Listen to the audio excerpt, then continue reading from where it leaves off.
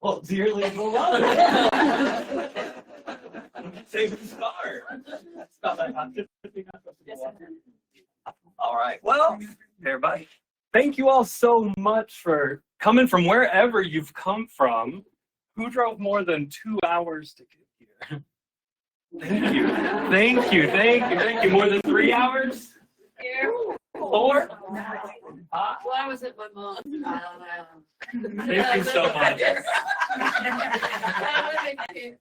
This is kind of funny, you know. I mean, I don't think we expected such a crowd, and this wonderful problem to have. But we also have this quilty obstruction in the middle of the room. But that's all right, because we're only going to be here for a few minutes, and then we're going to try to move around together so we can get up close and personal with some of these works. Okay, so if you don't like where you're sitting now, don't worry, you're going to get a chance to move around in a minute.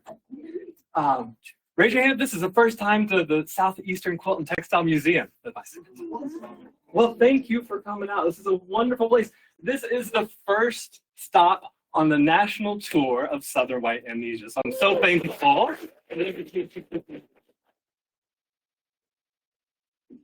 Amy Locke, are you in the room hiding somewhere?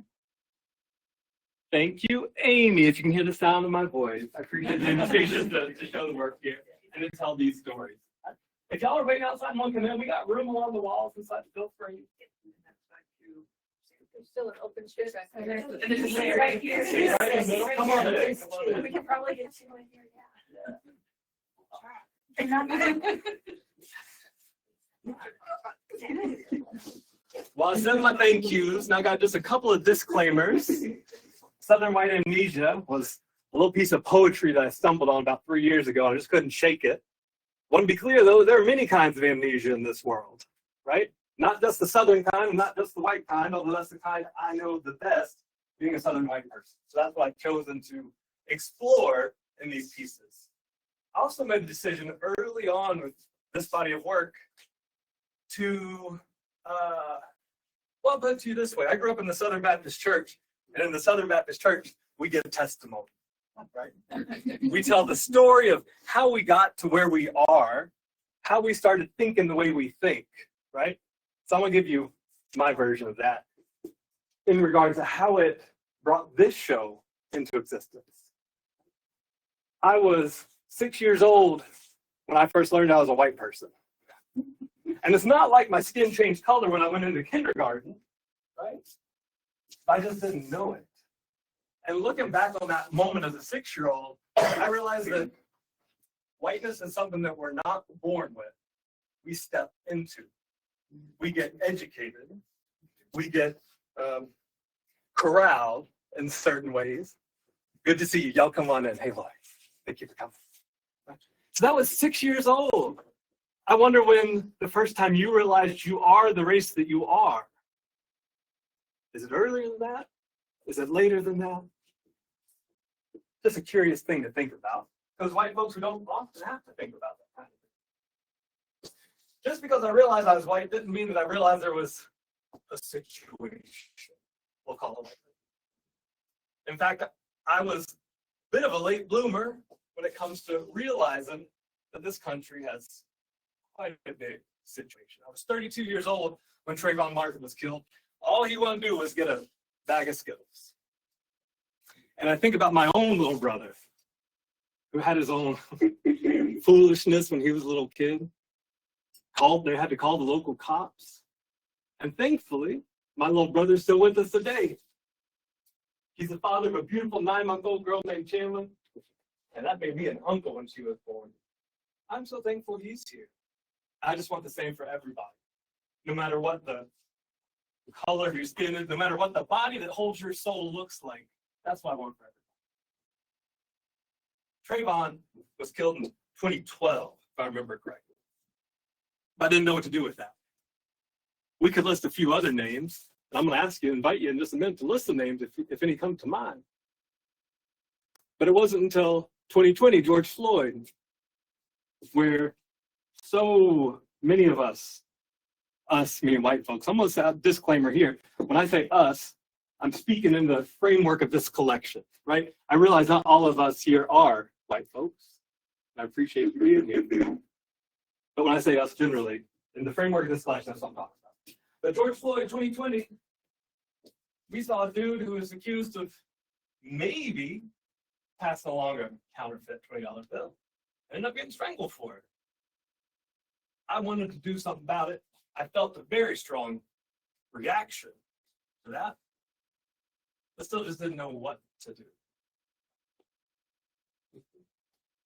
I sat with that churning, that turmoil, until 2023, 3 years later, I had the great good fortune of going out to Lincoln, Nebraska, to the International Quilt Museum, where I was invited to speak one night, and the very next night, Dr. Carolyn Mazlumi, raise your hand if you are familiar with Dr. Carolyn Mazlumi, she is a powerhouse, the nation's premier collector of quilts made by Black artists, and a retired rocket scientist. How the same person exists in my body, I don't know, but she does, and she lives in Ohio. I hope you get a chance to meet her someday.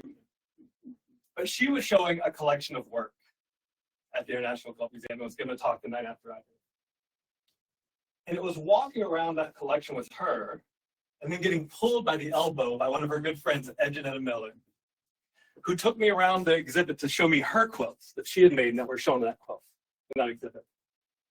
And she was telling me, oh, this is a quilt I made about the Greensboro, North Carolina sit-in that she participated in.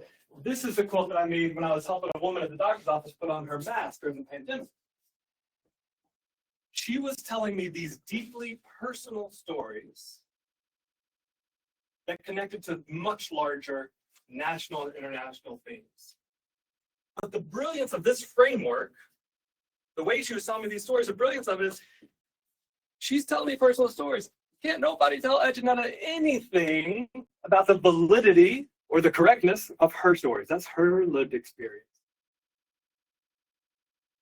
And she left it to me as the audience, as I'm going to leave it to you as the audience today to connect the dots in your own life and your own experiences as you see fit. Okay.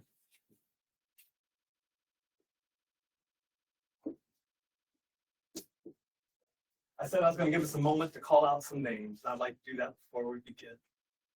When I think of names of Black folks who were lost their lives to white police officers and others, I want to save space to save their names, because this is, in a show about amnesia, an opportunity to remember, right?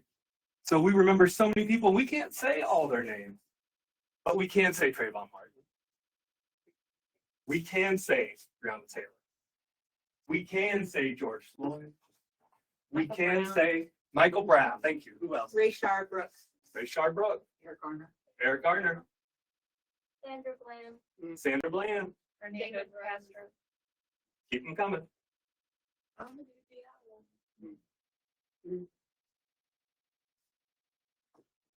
We remember.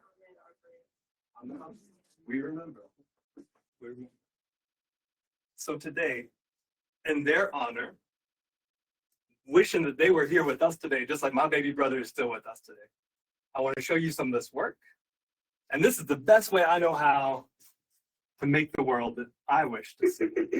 Not just for me, not just for my baby brother, but for everybody, right? So we're going to do a little walk and talk the best that we can. The way this might work is for, well, I mean, I think it'll involve some standing up, if you can stand up and be on your feet for about an hour. But there will be chairs here, so if you get tired, you can come sit back down. But the only way to get to know these quilts up close and personal is to get up close and personal. I got a lot of stories to tell you, and I got my little cheat sheet here to keep me honest, because this work, I think about this collection in 3 parts. Part number 1, we're going to call it the discovery phase. I'm going to start us over here with this quilt in the corner. Part number 2, we're going to talk about inheritance and how things get passed down through generations to 2025, soon to be 2026. And then the third part is going to be the part about repair. Right? So we're going to start with discovery and end with repair. So I invite you at this point, stand up, meet me over here in the corner. We'll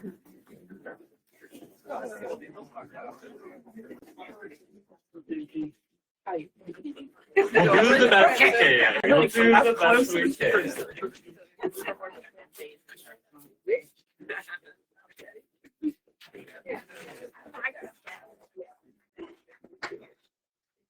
Can I get a volunteer to hold the corner of the quilt? short enough. That'll work. You would be better.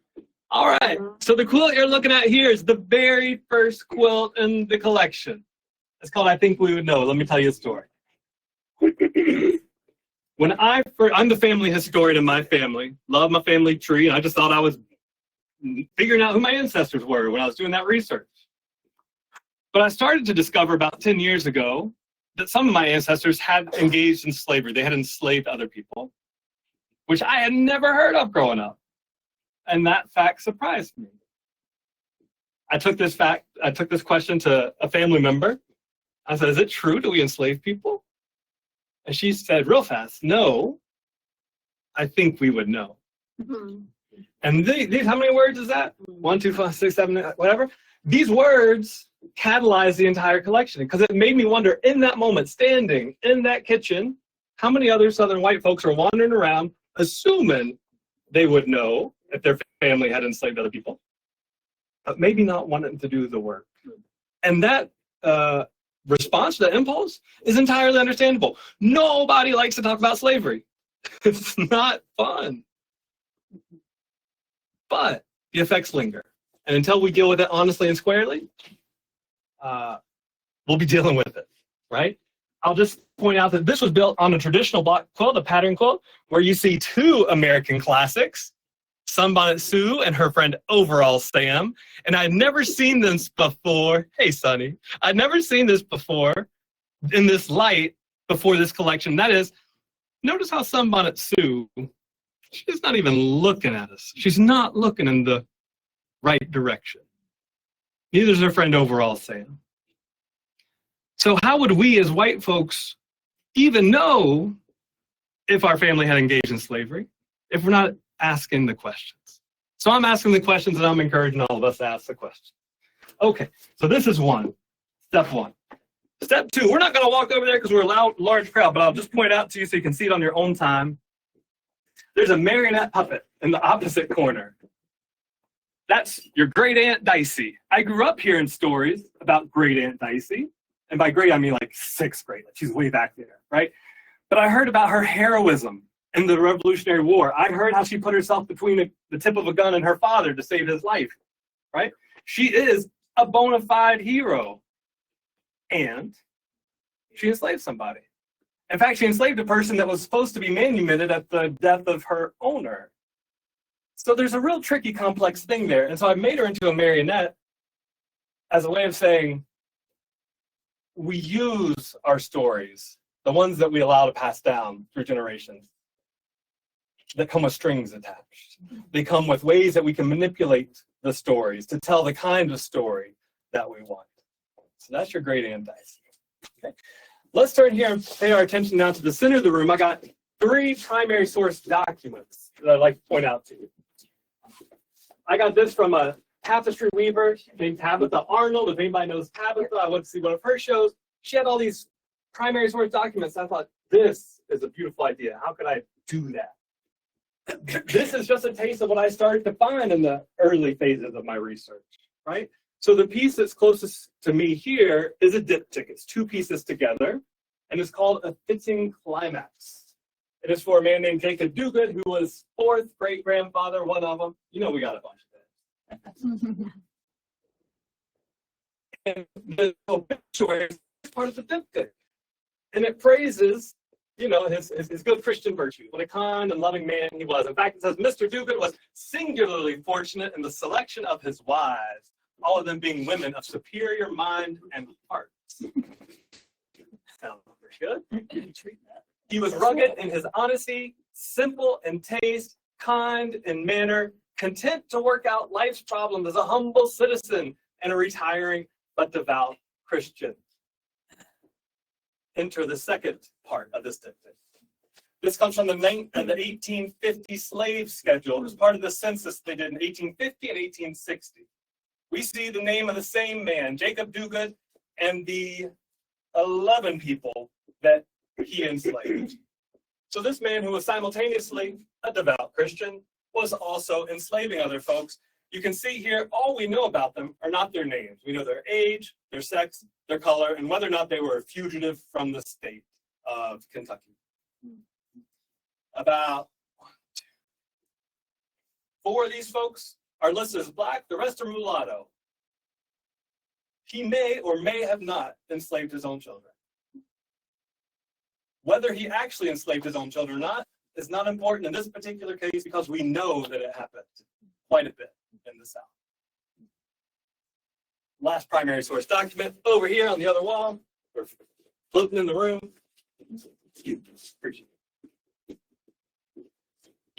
Make room. This is a good life for my student. All right, here we have what's called a bill of appraisements. This comes from 1825. One of my great-greats passed away, a man named Solomon Langston. And the appraisers came in to appraise all of his worldly goods and figure out how much they could sell them for to pass along the money to his descendants. So you see the top of the list, 1 lot of hogs appraised for $75.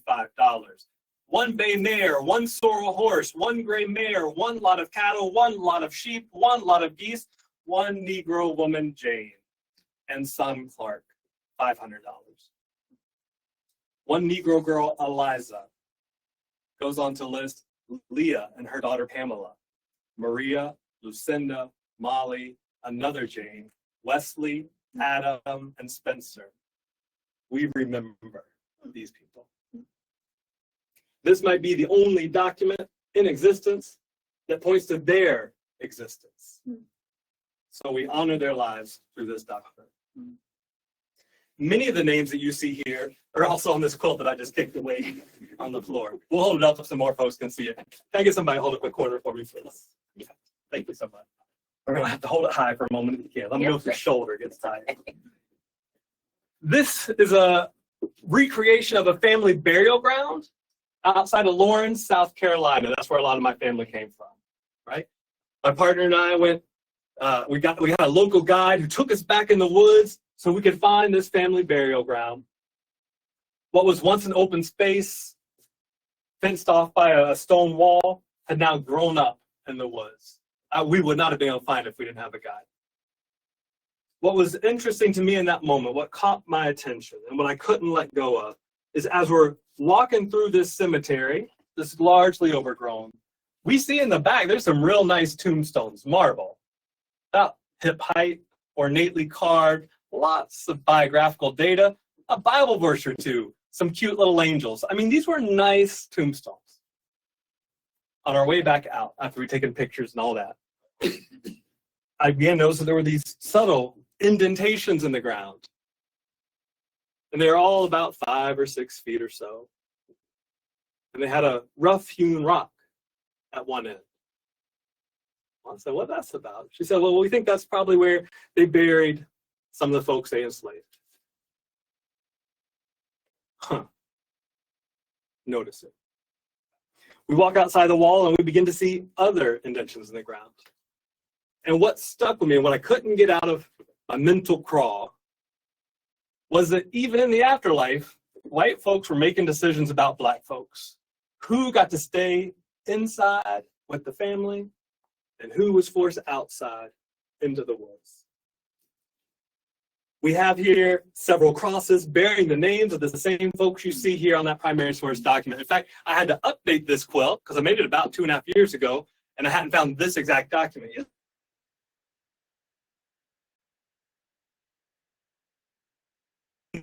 Right? This is a living document. There's this wonderful quote. How's your audio? Thank you. There's a wonderful quote here by Cole Arthur Riley, who wrote Black Liturgies, also on Instagram under the same name. She says, maybe you can make it to the promised land on your own, but who will eat all that milk and honey with you? I wonder about how lonely my ancestors might be in the afterlife.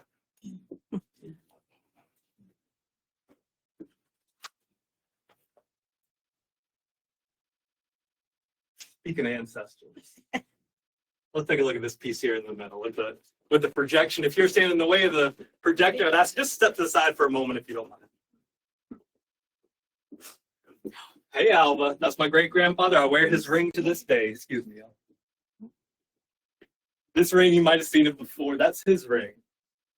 He took his family down the Rio de Janeiro, a.k.a. January River. I never knew that's how it translated. He took his family down to Rio as a Baptist missionary in the early 1900s, 1905, because he graduated in 1904. This is a quilt, obviously one I didn't make it. It's older than I am. And it's fascinating to me that it works from both sides, right? On this side with the projector, you get a really clear sense of who these ancestors were. I took old family photos. There's this AI program out there that generates these kind of unsettling video images. Wow. And my partner can attest that I got obsessed with making these because they were uncomfortable. And yet there was something there. That's why, stick with the discomfort kind of situation. So on this side, there's my grandma. So on this side, you get to see the ancestors really clearly. But really, this is the side I consider to be these. I had to pick one, and I don't think. I don't know. Is there somebody here who could maybe turn out the lights for some of that? Is that possible? They're all separate lights. Oh, never mind. Oh, forget it. All right. So from this side, what you can see is the ribbon I use to drawing on my portrait. You can make out the signature mustache, right? And then I tried my best to align each of the ancestors' eyes, so they overlaid my own eyes, which just happened to overlay these beautiful rosettes in the middle. And you can also see, just as an object of quilt history, how the batting has settled in all the quilted shapes. You can see the seam allowances because there's darker layers and lighter layers. There's so much here to consider. More than anything, though, I think about the coexistence of me and my ancestors. In fact, when I walked in this room just about an hour ago for the first time, I was so moved to see them here. Right? I have this cosmology of ancestors, and you're welcome to use it. It's not patented or anything. And it goes like this, and our ancestors, wow, they made some really poor decisions while they were alive. In the afterlife, I view them as purified beings who fully recognize the wrong that they did and are now actively working through their willing descendants who are alive today to make the world that they help put into place for better or for worse. And so it brings me a lot of comfort to see these faces, even though they're complicated for me. Some of them, just so you know, were slave owners and descended from slave owners, and some of them weren't. So there's a layer of this. Why don't we mosey over to the doll bed? That seems like a good next.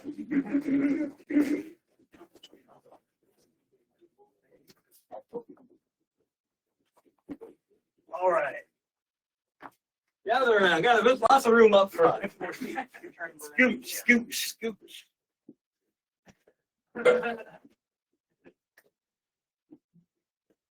So what you have here, I call it family bed.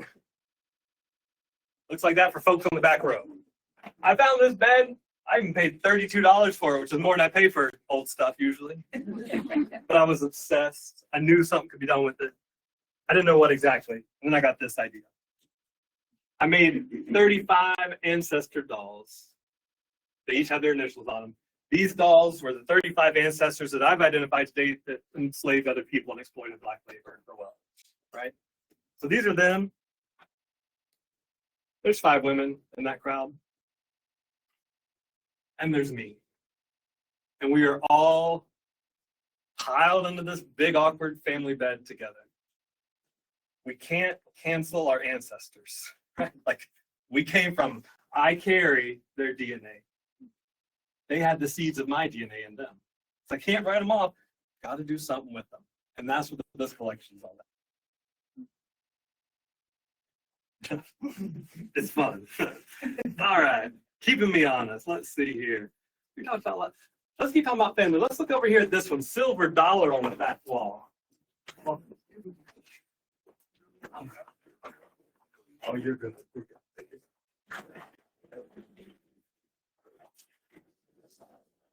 All right. Silver dollar actually has a silver dollar sewn down on top of it. Right here for when you get a chance to see it closer later. If you can read the text, it says, I got this silver dollar from a granddad. True story. Then it has a subtitle, AKA, How the Wealth of My Ancestors Helped Me Go to College. Let's take a look at this together. For the sake of time, I'm just going to give you all the quick version. But this is what's called, most of us are probably familiar with the family tree diagram, right? The problem with the family tree diagram, though, is it sprawls really fast. Anybody who's ever tried to print up their tree from Ancestry knows what I'm talking about. The fan, however, is a much more compact way to show family history. So here I am down in this corner, and then we have my parents, and then my grandparents, and we could keep on going. This green ribbon says slave owners forced to emancipate. Sometimes I have to wonder if my ancestors would have voluntarily emancipated their own slaves. Statistically, they probably wouldn't have. And we can keep on going back before emancipation. Now, there's two layers of color here that we're working with, two layers of historical meaning and story. The pink shows you slave owners, right? The blue shows you they had access to higher education, because if you're up close, you can see the name of the institution they attended for education. You can see that it's a one-for-one correlation. Now, correlation is not causation, but it's not nothing either, right? You can see that the branch of my family tree that engaged in slavery also had access to higher education. My dad was first-generation college student. These folks never engaged in slavery. Doesn't mean they didn't have their own problems. Just means they never bought and sold people. This historical trend continues today. To me, what I have in terms of the various privileges and resources and the opportunities I've had, in some form, shape, or manner, is part of this trend. Maybe it's also part of hard work. Maybe it's also part of luck.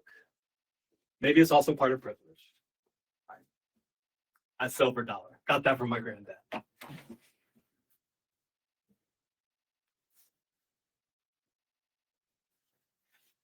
Let's think about telling time. Because here in the West, we like to have everything in a neat and tidy grid. We can picture what the August calendar looks like. One day follows the next, follows the next. Then we flip the page to a new month, flip the page to a new year. But what if that's not the only way to think about time? This piece here for me is an alternate timepiece. It was built out of a shirt that I found in the middle of an intersection of my neighborhood in Brooklyn. It must have been there for weeks, because when I picked it up, it was flat as a pancake, stiff as a board. And I started to pull it apart, and you could see where the sun had bleached parts of that garment. And I was so fascinated with how you could see so many of the various chapters of this shirt's life all existing side by side. We know that as a cotton garment, this shirt would have been an off-white, a color somewhere in the middle of all these letters here, right? Then it would have been bleached bright white in preparation for dyeing. Then it would have been turned olive green. Then it got bleached by the sun. Then it got discolored when I used discharge paste to remove some color. So there's a lot of layers of history coexisting together.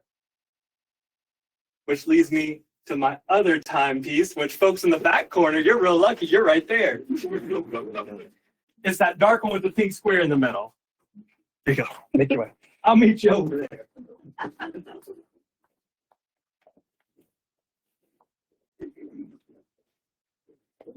Now this is a piece that has some history of some folks in the room. My in-laws are with me today. I'm so glad to meet you. This quote was something that they offered me once several years ago, and I rejected it the first time because it was in such bad shape. But when they came back and offered it again, I said, you know what, I see something. What did I see? My partner's great-great-grandmother, Cora Bell Eisenbeis from Sabetha, Kansas, made this quilt. And she made it on top of a chenille bedspread. So not quilt batting, chenille bedspread.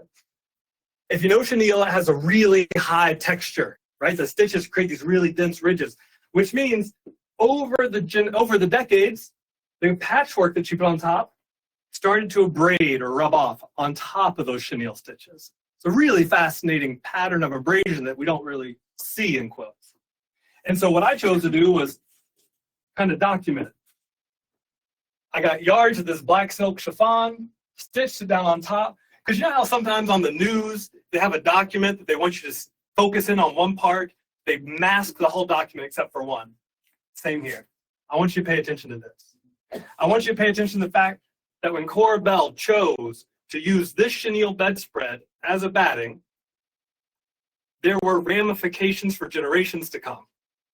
In 2025, you and me, we're all in the same room, probably the only time in all of our lives that this will happen. We're in this room talking about this quilt, talking about a decision that one person that I don't even know made decades ago.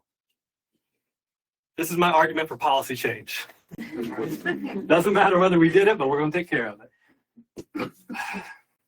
How are we doing on time? 2:30. Everybody doing all right? I appreciate you staying. I know it's not always easy. Let's talk some more about how I relate to my ancestors, right? This is an old piece. It, technically, just between us, wasn't part of the original Southern White Amnesia collection, but it fits in this way. My mom, who I think is watching, hi Mom, one of the best Christmas presents she ever gave me was this old quilt right here. I asked around to a couple of quilt folks I knew, Coulter Fussell, who works with a lot of old quilts, Roderick Kirchhoff, the collector, who knows quite a bit about these things. I said, how old do you think this quilt is? And the best we could figure out is last quarter of the 1800s, right? So put in perspective, post-emancipation, post-Civil War. It has been mended. I did some light mending myself. All this striped material is just a light mend. But I did it in such a way to not even try to repair, but just to preserve where it was. And I found myself, as I was mending, thinking about the women who made this quilt. I'm assuming women who made this quilt. And I was wondering what they would think about my life as a queer person, a man, working with quilts. I could see how we might have some edges that rubbed up against each other. I don't know. But I found myself wondering about them. And I wanted to establish some kind of a experimental connection with them. And so I applied the letters, great-grandmothers, how do we get there from here? Imagining that they're in this space where they can see the full scope of things, both the wrongs and the bad decisions they made in their life, with how things exist now, they can guide us into how we get there from here. This was a collective thought experiment on Instagram when it posted, and I invited people to ask their own great-grandmothers what they might say. And reading the comments on those posts are beautiful and wise. Maybe I can dig them back up for us to see. But that might be a question you want to consider later on the drive home. Great-grandmothers, how do we get there from here? I talk a lot with my ancestors. Here's a little one, but don't be fooled, it's potent. Alva B. We saw Alva when we first started looking at these family portraits. He's the fellow whose ring I wear. I felt a connection with him as I've researched different ancestors, as I wanted to write him this letter. He lived at a very critical point in American history, the point in time where we almost got it right. After the Civil War, we had a few good years, if we can call them that. We saw Black folks getting elected into representation into office on the state and federal level. That was a sweet period that lasted about a decade. He was alive during that decade. And so I have some questions for him. And I'm going to read this to you. And just a heads up, there is a reference to racial violence, just for what it's worth. Alva B. I am one of 7 grandkids of your daughter, Skip, who is brave and kind even now at age 107. I know you must be proud. I have so much I want to ask.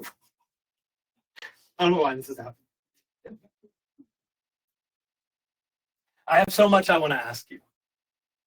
Like, how did it feel to outlive your own twin? Was Uncle Judd gay? Was he ever happy? What did your daddy tell you about growing up with slaves? That's how close we are. What made you want to become a missionary? What did the people of Brazil show you about life in America? What did you do when you heard about the lynching? The one that happened less than a mile up the road from his house.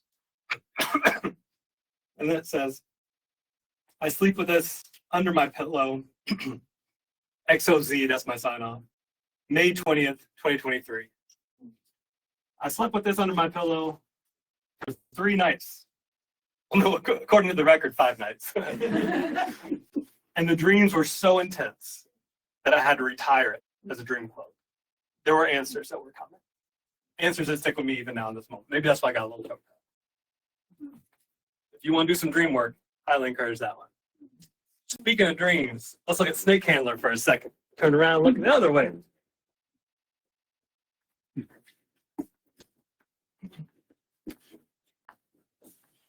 Now, another branch of the family, the Kentucky branch, the Dugans, also enslavers.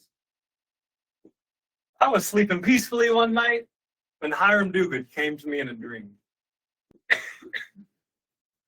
In his hands, he had this writhing, poisonous snake, mad as hell, this snake. And Hiram Dugan, the grandfather of my grandmother, looked at me in this dream and handed me this venomous asp. I didn't want it, so we tussled back and forth for what felt like all night. I mean, this is real like Jacob's ladder dream kind of stuff in the Old Testament. You know, I woke up exhausted, and I woke up holding the snake. It felt to me that my takeaway was that it is the work of the living, me, you, all of us in this room today, to do what we can to handle the snakes that need to be handled. Right? To undo, in the case of the Dugas and me, the patterns that still exist even today.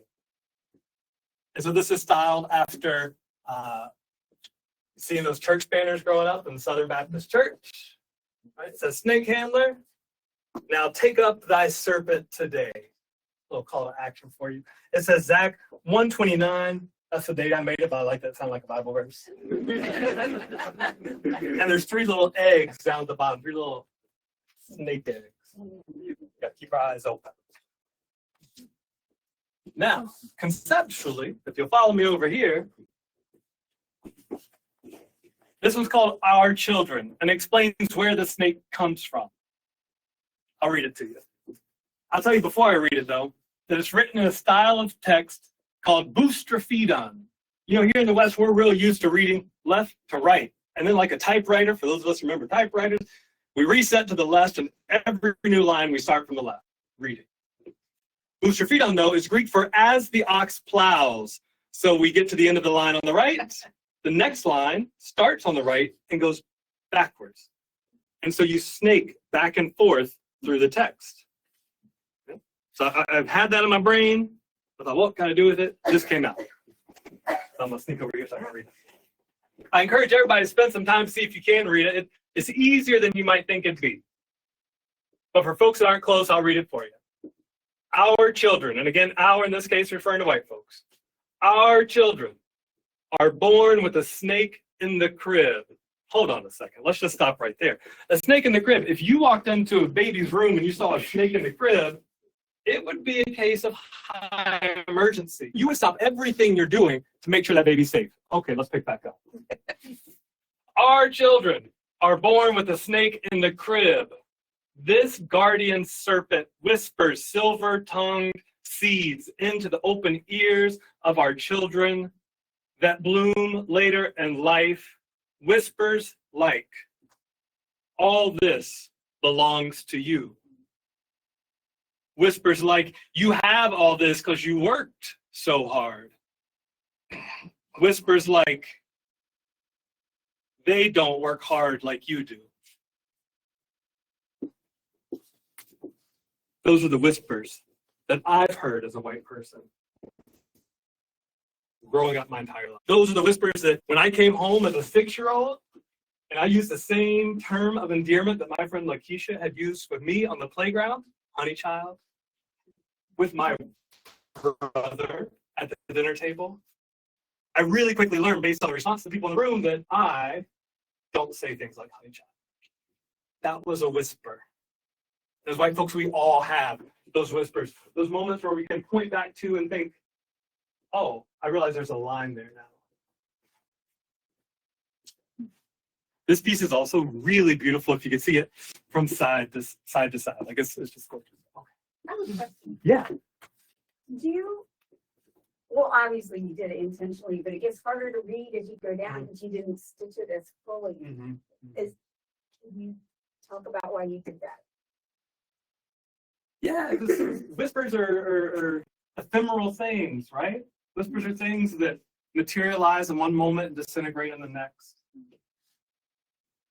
Whispers are things that are hard to pin down, much like the kind of messages I think that we often get by our culture. Thank you. I think we're doing real good. All right, I got a couple more pieces I want to talk to you about, and then we'll open up for Q&A, and I'll let you sit back down. Okay. Actually, I think I want to begin phase 3. So we've done discovery, we've done inheritance. Now let's think about repair and how these things travel. We're going to look at this piece in the middle of the room that's one of my all-time favorites because it's based on one of my all-time favorites. On this side, you can see the reference. Raise your hand if you're the reference in the middle of this quilt is familiar to you. You have seen this quilt somewhere. Maybe you've seen it at the Smithsonian. Maybe you've seen it at the Hive. Right? There's 4 of these freedom quilts around, all made by Jessie Telfair. Let's talk about Jessie Telfair. Jessie Telfair was living in this state, down in Parrott. Anybody here from Parrott? No? Okay. She was living in Parrott, Georgia. She was a Black woman working in a cafeteria. She went to exercise her democratic right of registering to vote.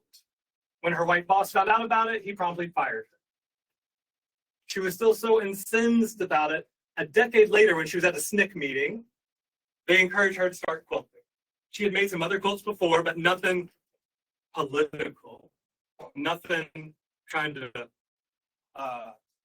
make a point, say, other than just, I love you, I want you to come more. So she had in her collection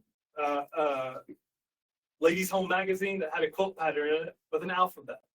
And she cut out the letters F-R-E-D-O-N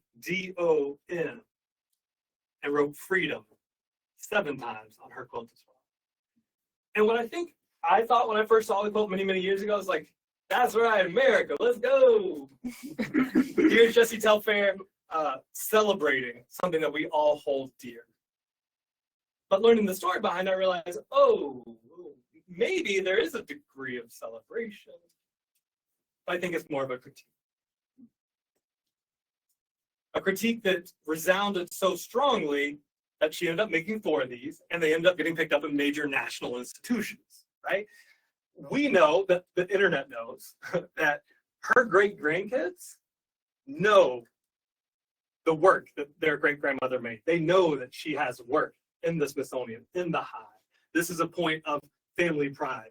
There are internet pages run by the family devoted to this. So the front side of this quilt is devoted to Jessie Telfair and her legacy. You can see her family, her children, her grand and great children all around her. The front of this quilt is named Jessie Telfair. The back of the quilt is named The White Man Who Fired Her. Because I'm wondering what the great-grandchildren of the white man who fired her know about his role in the exact same historical encounter. My guess, I don't know about your guess, probably not. Yeah. But this piece examines how the same history can flow very differently between different things. Yeah. Yeah, thank you. All right, now we're working our way towards repair. Let's take a look at this flag behind it.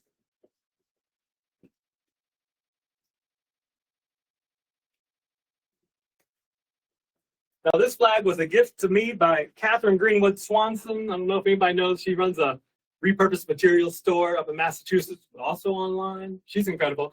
She was gifted this flag that only has 48 stars, which puts it, if I remember my years correctly, between 1912 and 1959, I believe. I bet somebody here can tell me when Alaska and Hawaii became a state. Was it 59? 59. 59, okay. So this flag was made sometime between 12-ish and 59. More than likely, homemade flag. This is done on a home sewing machine. You can tell because the stitch lines are and they also point, like a historian pointed out that this blue was not dye fast. It just turned into gray, right? So a professional flag maker would have chosen a better dye, right? And so that's just interesting to think that someone made this really beautiful textile. So it sat with me and I'm wondering, what am I going to do with it? And so I came up with what I first called, working title, A Thought Experiment for Patriotic White Americans. Now I just call it Broad Stripes and Bright Stars. And I'd like to read it to you. It starts at the bottom and works its way up. So I want you to imagine the sense of, hopefully, elevation that comes as we read. I'm going to have to block somebody. My apologies. So yes, that broad, bright banner yet waves. But just try this on and see how it feels. What if America is kind of a mess and has been since the beginning? Because we literally broke into someone else's home and started squatting. And our leaders gambled on the decently good idea of democracy, even if they didn't mean it, when they wrote all men, forget women, are created equal. And we had no idea how big this place even was, or even what dinosaurs were. True story. But we wanted to get rich, so we kidnapped men, women, and children and brought them here so far away from home to work for us. And God said we didn't even have to pay them because we were doing them for Jesus and all. And this flag flew over us the whole time, till half of us declared war on the other half, which technically makes a lot of us descended from traitors. But that half lost and promised one day we'd get even. And since then, we tell ourselves fables of our own greatness and bide our time. So you see, we're not that good, let alone great. But this flag only has 48 stars. We can change again. What's funny is the promise of America, life, liberty, and the pursuit of happiness is beautiful. And this whole time, people have been trying to help perfect this dream, but we have a habit of saying no to Black, brown, women, and queer people. So let's admit, until now, we've done a pretty crappy job, but there's still time, so let's make it right.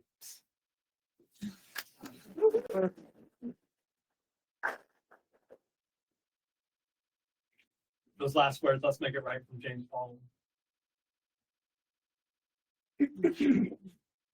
Over 1,000 hand-sewn letters. That's how important that was to me.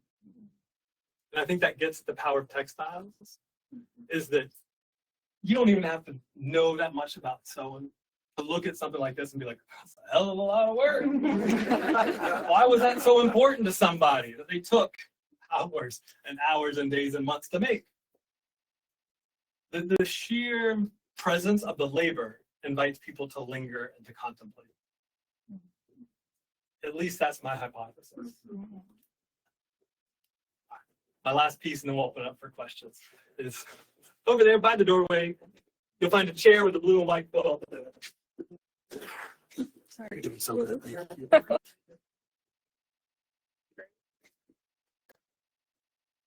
I get a volunteer to help me. Well, that's not too bad.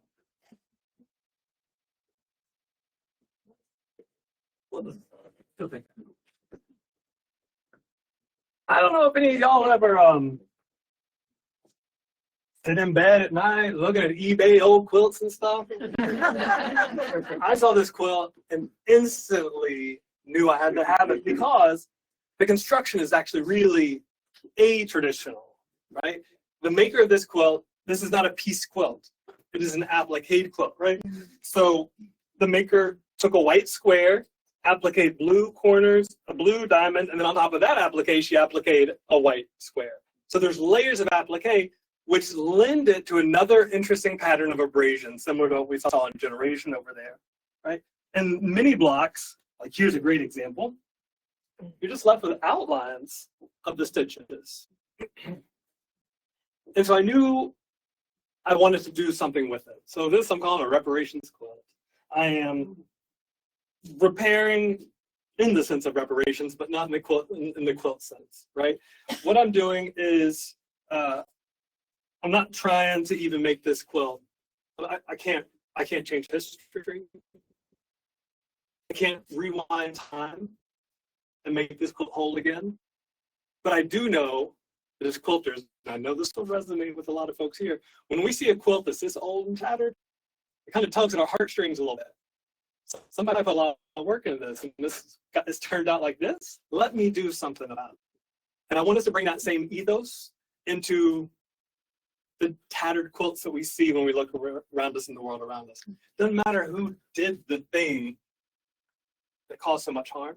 What does matter is if we have tools at our disposal that we can use, then we should be using, right? I got a needle and I got thread. And so what I'm doing is slowly stitching down really dense satin stitches along the edges of all these wears and tears to secure them, not to mend them, but to tend, I think actually might be the best word for it. I'm just tending these rips. And one day, the ongoing project, this will be all tended too. It'll probably start falling apart in some other way, but we'll deal with that in the future. So folks, I think that's a really nice place to leave this portion of our chat. Thank you so much.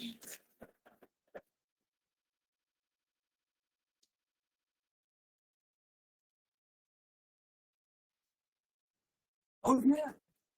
Okay, well, we officially started Q&A, so I would invite you to sit back down and make yourselves comfortable, and we'll pick up there, CJ. I appreciate that. You stay there. No, I'll go back over there. Turn around again. Do you want this? Is there somebody sitting with you? Oh, my husband won't walk. He can't sit here. He can't sit at home. I understand. It's a long time.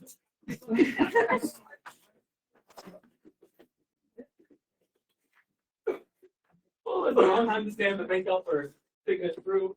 Let's open up to questions. CJ, as we were perambulating there, pointed out that I hadn't even talked about the letters strung up from the ceiling. She wants to know more about it. So, yes, let's talk about them. Because these letters, another primary source document, contain the greatest mysteries. These letters, we have in my family a collection of 209 letters written from the front lines of the Civil War. From my grandfather's grandfather, that's how close we are, and his brothers. There were 6 brothers that went off to fight. My grandfather's grandfather was the only one that came back alive. So these are a collection of letters from him and his brothers, and they're writing home to their sister Mary Ann and their little brother Wade, who's too young to fight in the Confederate Army, and their mom and dad, who are just trying to hold everything down on the farm. They write about a lot of stuff. How the crops do, how's my horse doing, get the wagon fixed. Man, I wish I was home eating sauerkraut with you. I love it. But one thing they don't talk about in 209 pages are Black lives. In a war that was fought over who got to control Black lives, there wasn't a single mention. And I can think of at least 3 reasons for that. I'm not trying to tell people what to think of. It could be they were just flat out racist. They didn't care one way or another. That's one possibility. It could be the Civil War wasn't about slavery. That's not what history says. It could also be they didn't talk about that kind of stuff with their family. I think that's maybe the part that sticks with me the most is if someone were to print up all of my texts to my family and string them around the museum somewhere, what things are important to me that wouldn't even show up? What do I not talk about with my family that is so deeply important to me? I think that's what I personally think of most when I look at these 209. Thank you, CJ. Wonder what your other questions are. Yes. Speaking of what you did, the book that's over here. Oh yeah. Absolutely. A little hiking hole back here. I forgot all about it. So this is sweet little buck. Thank you. I'm gonna need a couple bonds here. Now we can. Oh no, this is okay. So this book can exist in a couple different ways. It can exist as a book, which is how it's currently bound, but it can also accordion out to be a big old banner. It's a little book I wrote called Mary, Mary, and Postbellum Bardo. It's just another piece of poetry. I love it so much. A bardo, if you're not familiar with Tibetan Buddhism, is this almost like a Catholic purgatory. It's this place where you're stuck in the middle after death, and you got to get purified before you go on, right? So this book is built on an old scrapbook. And it's exploring. I'm using the nursery rhyme "Mary, Mary, quite contrary" to have a conversation with the 5 matriarchs of my family who enslaved other people, asking them what's up. And so I invite you to look through this book as we're floating around. I invite you. I mean, Amy, feel free to speak up here. I don't know where you are, but I believe textiles are tactile. And if we just look at textiles, we're limiting them and their power. So I invite you personally to touch everything in this room. Amy, feel free to chime up if that's a bad idea. You're allowing it. I'm fine. Okay, I allow it and encourage it. So please touch, and please touch this book. In fact, that's why I made this book, because I wanted it to be something that you had to touch to engage with. So it's a mix of what you'll find interesting here is an old seed bag, right? You'll see elements of that throughout. And I pulled out the phrase sun and shade mixture, because that is what we're talking about here. There's a lot of good. I hope it's been evident over the last 45 minutes that I love where I come from. I love the South. I love the people I come from. I just want us to be better for everybody in the South. And so this is sun and the shade, right? We live in a land of sun and shade. And so that's why I like that particular detail. I invite you, when you open the book, pull down this little flap. This is the beginning of the interrogation of the grandmothers. It says, "Oh, mother, mother, roots uncover, how does your garden grow? Through stick and stone and buried bone, I see you there and long to know." And what you see over the next 5 pages are squares of a quilt pulled out from an old quilt that had these fancy ladies in their fancy hats, one for each grandmother. And you see how the weeds, the flowers, the poppies are taking over them increasingly with every page. And then boom, and then we land here. Here's the answer that the great-grandmothers give. They say, "Our garden blooms on buried roots that feed it even now, that yield a strange and bitter fruit from blood beneath the plow. While though I tend these family beds and try to root them out, these damn flowers keep on blooming here in the gallant South. There's work to be done." House on fire. Sweet little white children just being oblivious, being children. They all children be oblivious. And then we end with a large portion of that feed sack, which says, "Crop of a lifetime. What are we growing?" Is the question. So I invite you to thumb through this book, Mary, Mary, and the Postbellum Bardo. Be there in the back. Thank you for flagging that. Appreciate it. Other question? Other thing I forgot? Where's your show going next? It's going to Madison, Wisconsin.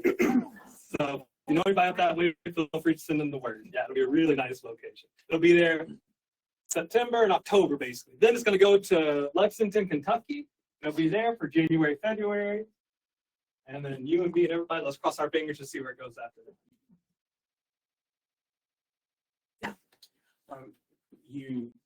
I feel like a lot of the show, like you specifically talk about the privilege and burden of knowing things like about your family, about this part of your family. How did you start to grapple that? Like we're sitting here, but what was the inciting incident? I was like, you talked a little bit about it, but I'm like, what was in yourself the inciting incident? In conjunction with the I think we would know moment, there was a more interior moment, which was I was able, because of the lives that my ancestors lived, to track their lives, to track them through history, to find them relatively easily. And the easier it got, relative to my Black friends who were trying to do the same thing and running into numerous obstacles, I began to see that, oh, because it's so easy for me as a white individual to track my family history, that maybe it's also a responsibility and a duty and a thing that I need to know. Speaking personally, right? I needed to know where I came from. And so it became one of those things where the more I knew, the more I had to keep knowing, right? I started digging, I had to keep digging. And knowing where I come from, I don't think it's too bold of a statement to say it's changed how I move through this world. Because it makes American history not this abstract thing that I read about in the cold pages of the textbook, but it's something my ancestors had a hand in. Also remember the first time scrolling through Ancestry, if anybody's done this, you did the DNA test and they pair you up with people that you share DNA with. I don't have to scroll down very far before I start seeing folks whose skin's a lot darker than mine. And we're related. That made the world feel a lot smaller to me too.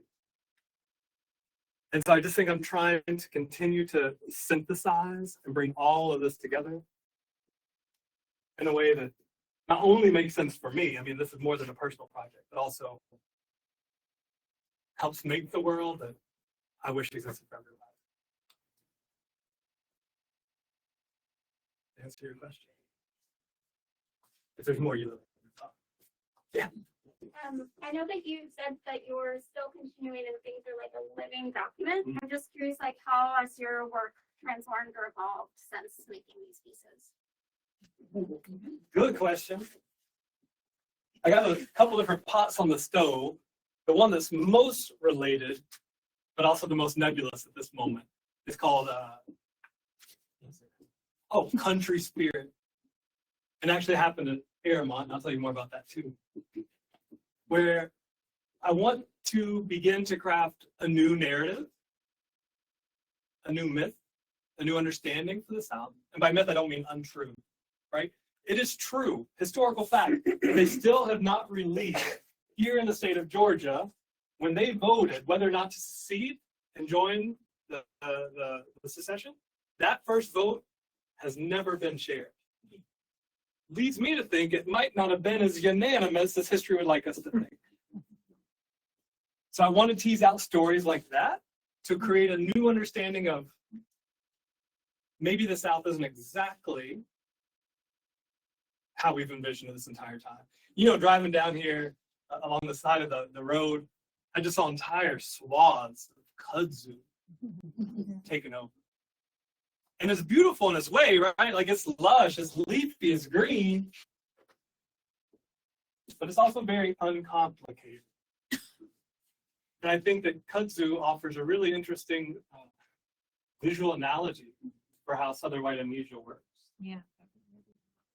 That amnesia allows us to look back on our history and see something simple and arguably pretty, but that might actually, at the same time, be suffocating everything else underneath it.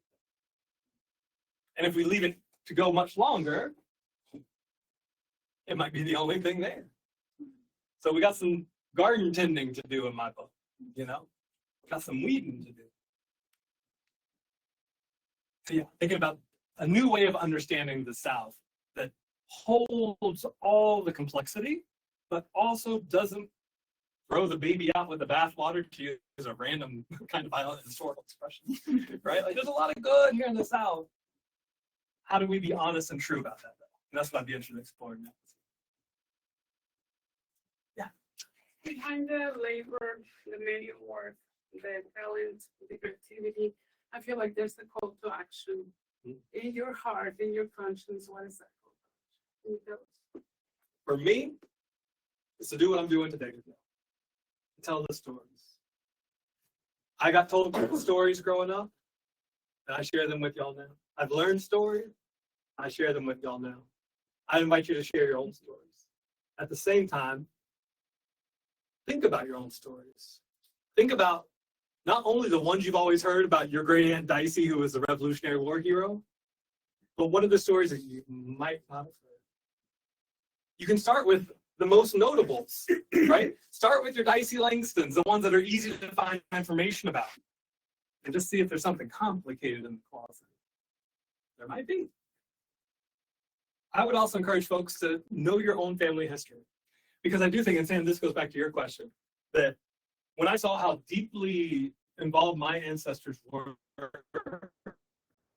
in the exploitation of Black folks, I began to realize that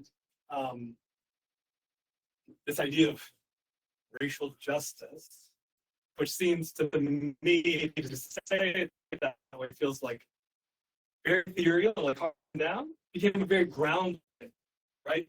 Racial justice for me now means these folks caused some harm. And as a good person who grew up in the Christian church, charity and forgiveness, making the world a better place for my neighbor, that's what I learned growing up. I also learned repentance, right? Saying I'm sorry when you messed up. Try to do something different. I don't think the South has ever said I'm sorry, as much as we like to talk about repentance in other situations. I would like to see the South, and not just because like to drag ourselves through the mud. I hope none of this has felt like guilt to you. That's not the point I've been arguing. But I do hope there's some gravity here. A gravity is just a dense ball of energy, and we can work with energy. So Karen, maybe that's somewhere there's the answer to your question. Learn your family history, find those stories, see which corners of your family history you're drawn towards, because there's something there.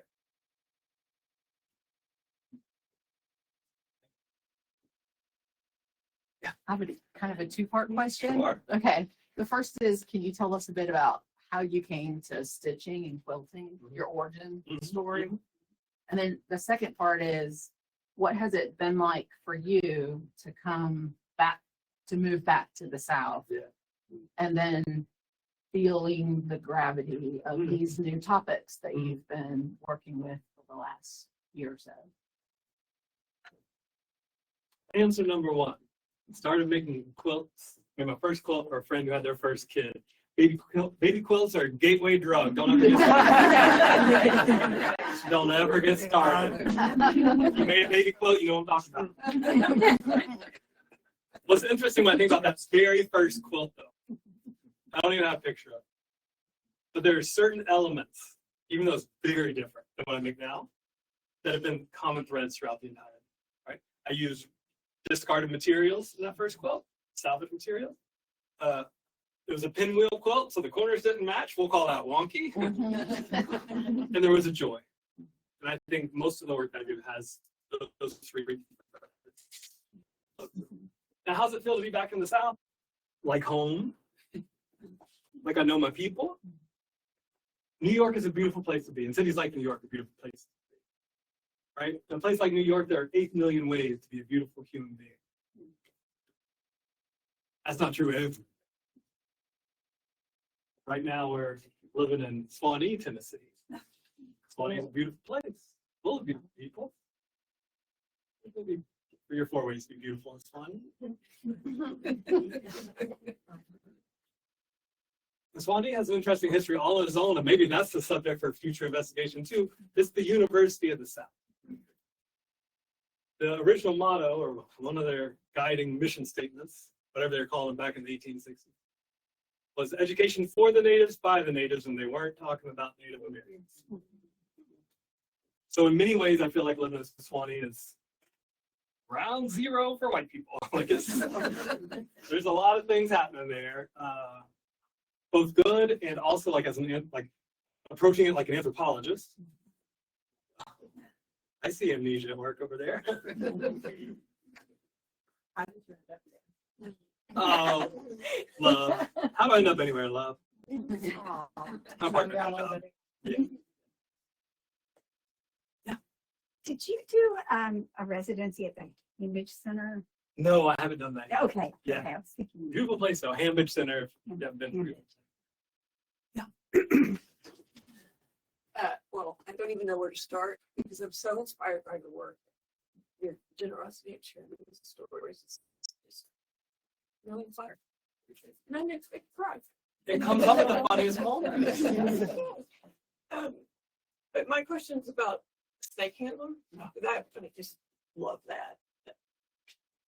Like, I wish everybody would leave the room and I could just take it down. Can you talk about the materials that you chose and like the fringe and like, was it intentionally that you wanted those colors and that combination, or do you look at a thrift file and go, well, here's what I have? Okay, well, here's a fun challenge for anybody. Almost all those materials came from me one trip to a thrift store.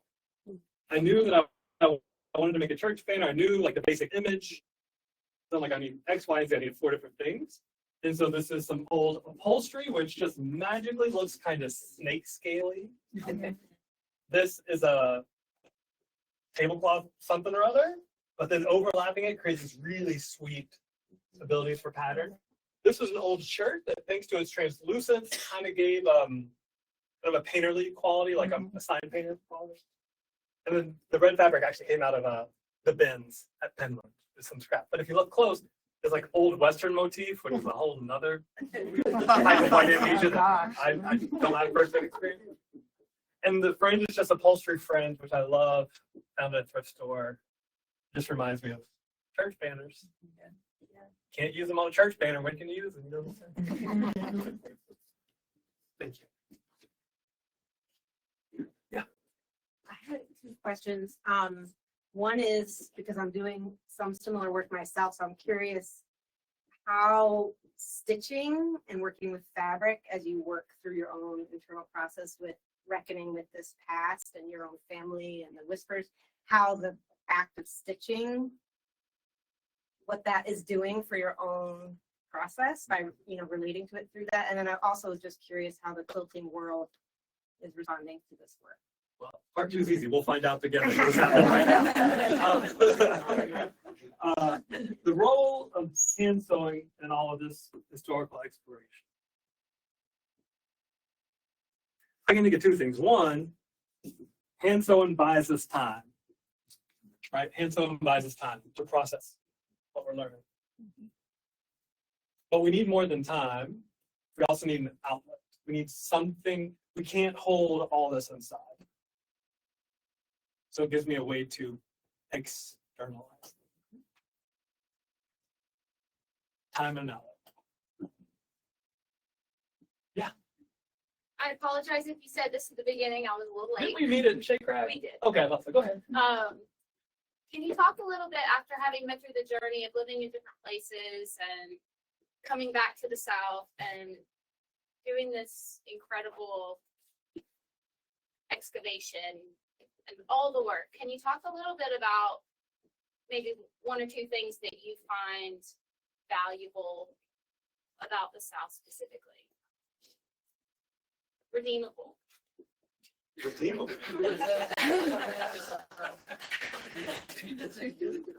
When I think about the South,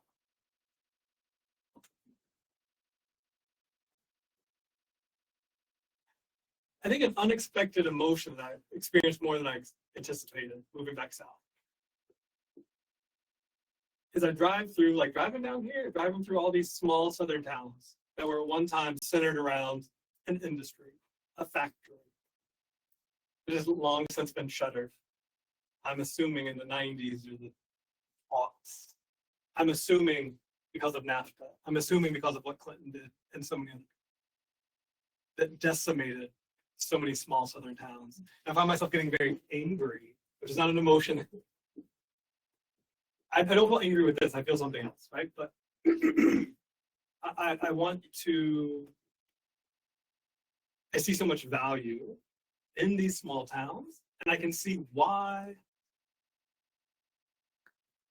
folks might look at these like busted out buildings and these rundown main streets and be really unhappy with the current state of affairs. And there has to be another way other than just getting people angry about things not being the way they wish they were. There has to be a way that we can look at here in the South, at these small towns that are boarded up, and say, no, there is something really beautiful here. We knew our neighbors. Maybe this is part of amnesia. I like to imagine that neighbors used to talk on front porches, walk down the street. Kids went to school together. We had picnics in the park, right? And I see spaces where that once likely happened. And I wonder, do they still happen? I wonder if they still feel the same way they did 50 years ago.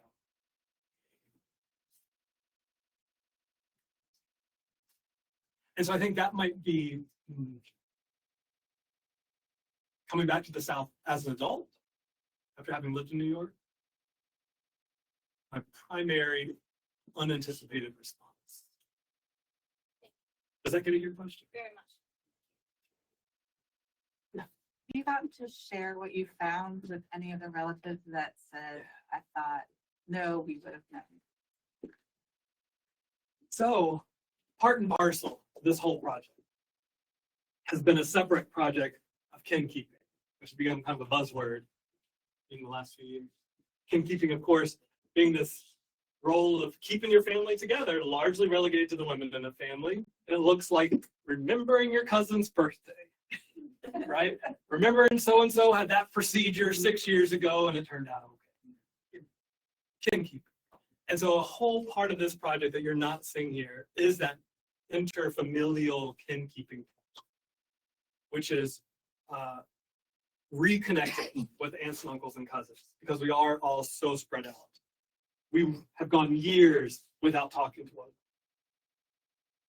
And that makes me feel kind of mad and sad. Going back to the last question. I don't want to be that way. So I'm doing the work to, as I can, pull the family back together. I create a big website that has a lot of these stories on. I mean, not so much, I call it the family archive. So it's all kinds of stories, not just Southern White Amnesia stories. And so I sent out a big family email about that about 1.5 years ago. And that was the first family email to go out to all the aunts, uncles, and cousins ever. Right? Like, it was hard to find everyone's email addresses because that's how spread apart we were. So the personal part of this whole project is the kin keeping. And so, because I didn't just want to like create all this and drop it in the laps of family with whom I did not have solid relationships. That felt important to establish first, so that we can then have the conversations that you see here. And so what is the response then? I've been wading into those waters slowly, building the relationships. And I think we'll be kicking into another year now that this collection has materialized. And I'll have the images to show them, the stories of meeting with y'all, for example, today to share with them. I think will be really valuable. So yeah, maybe that's more part 2. Thank you for that. Well, it's easy. I quit teaching.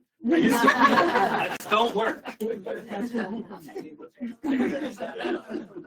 If you ever find you don't have enough time, just stop working. How scary is that to say, I'm going to give up my retirement and my steady income and make quilts in New York? Because I tried to do that. That was scary. It took several years to be honest with you. I was fortunate, I was in a situation teaching. I was good at teaching, but also it just wasn't what I was cut out for. Like it drained my battery more than filled my battery, right? But because I was good at it, because I had the gifts, and because there was so much job security, it took me 18 years to find an exit. But I learned a lot along the way, right? I learned how to project my voice in a room full of people. That kind of thing. I learned how to like knit community together quickly, hopefully, in the classroom. And it was the pandemic when everything switched to online real fast. I began to learn a lot of those skills, and I realized, oh, maybe I could do this for quilters. Were you still teaching when you started your Instagram? Oh yeah. Yeah, there was about a decade where I felt like I was doing 2 full-time jobs at the same time. Yeah, as well. Yeah. So yeah, so 2022, I quit teaching and started the Quilting Nook, which is an online community for textiles. Raise your hands if you're on the Nook. Hey, thank you for being here today.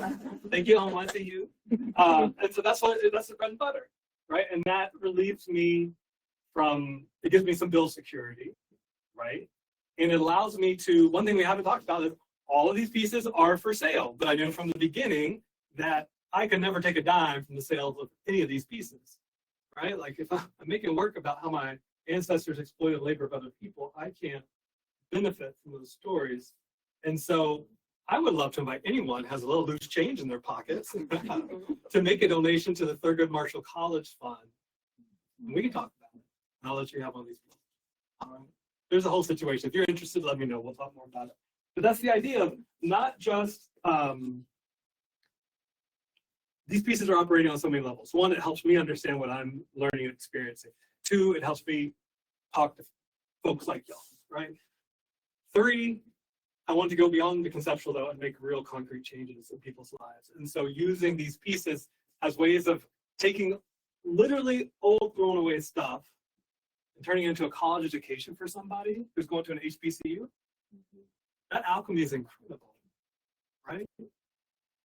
So if we can make it work, I mean, it's an experiment. We're here together and we'll find out. But that's the idea. And I wouldn't even be able to do something like that if it weren't for the support of folks on it.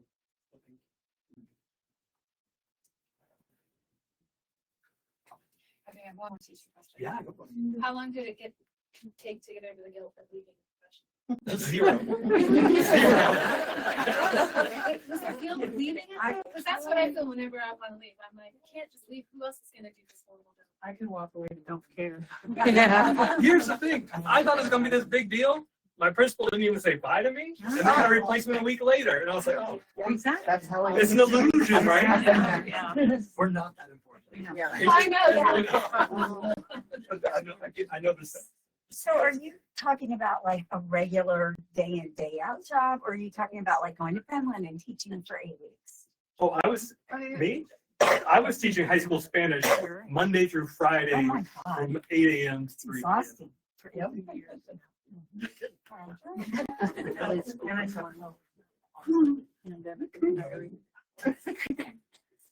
Oh, okay. As a way, And now it is 3:20. Y'all don't know the time, but I do appreciate it. And Amy has reminded me that I brought this to show with you.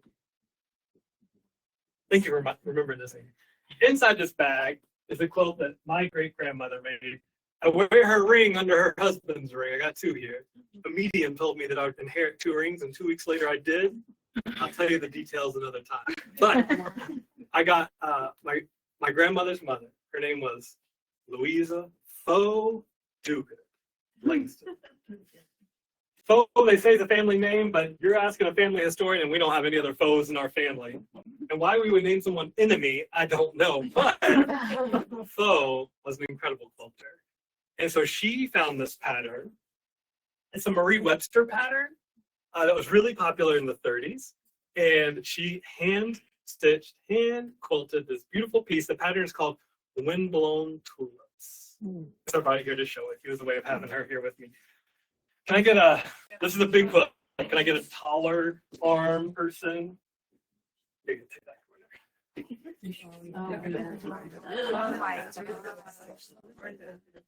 So I've inherited this piece. I've got ideas to turn it into a project, but I feel very special about this, right? So the project would involve a layer on top as opposed to like doing anything that would actually permanently transform it. You know? Palimpsest. What's that? Palimpsest. A palimpsest, yes. So Windblown Tulips, what a piece of poetry in and of itself. And it's gorgeous. I invite you, as we're milling about here in a minute, to take a look at great-grandma's tiny little stitches. I can only, I mean, I gave that a long time ago. I can't do this. She's incredible. All right. With that, I'm sticking around for a few minutes. I think my family's taking me out to lunch. That's what I hear. But I'll be around for a little bit. So if you got questions, let's talk about it. Come look at great-grandma's quilt. Thank y'all so much for your time.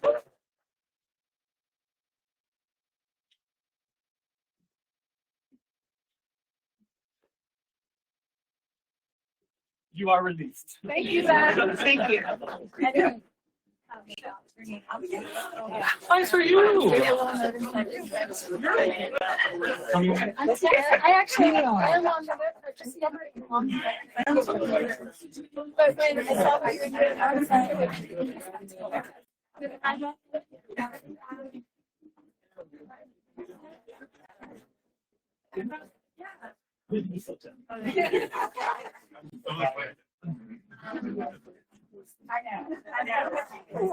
Sorry, that's okay.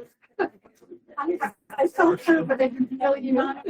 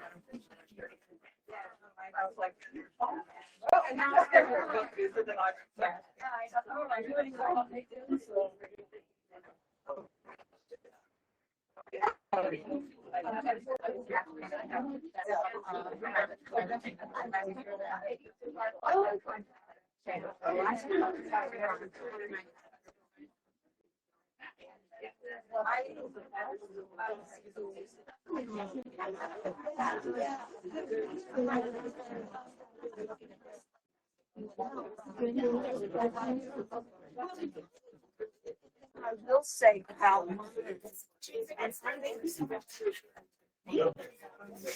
Right. You know.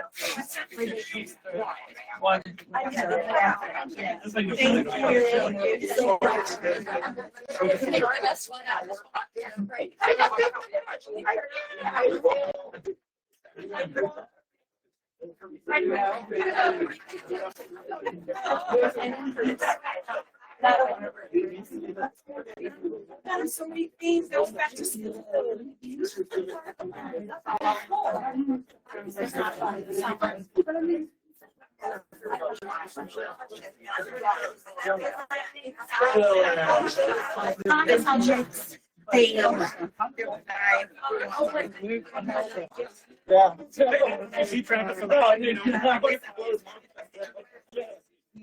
He's wearing like this check blue and brown shirt. He got all brown.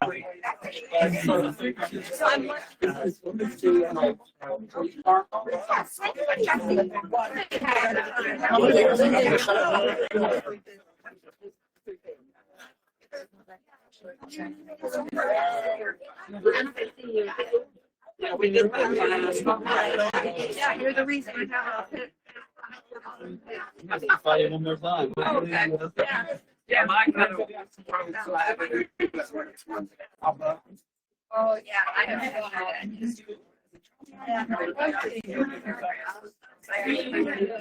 Your family is.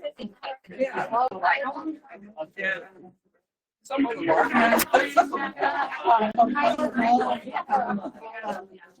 Sometimes they. I know that.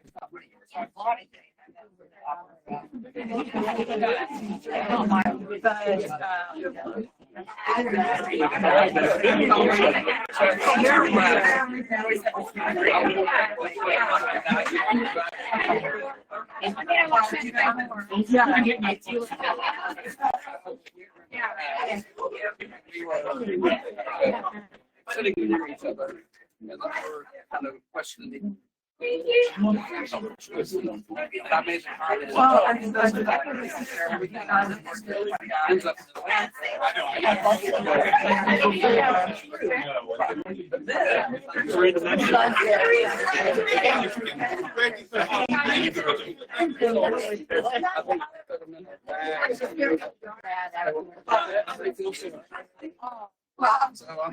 I didn't know that. Yeah.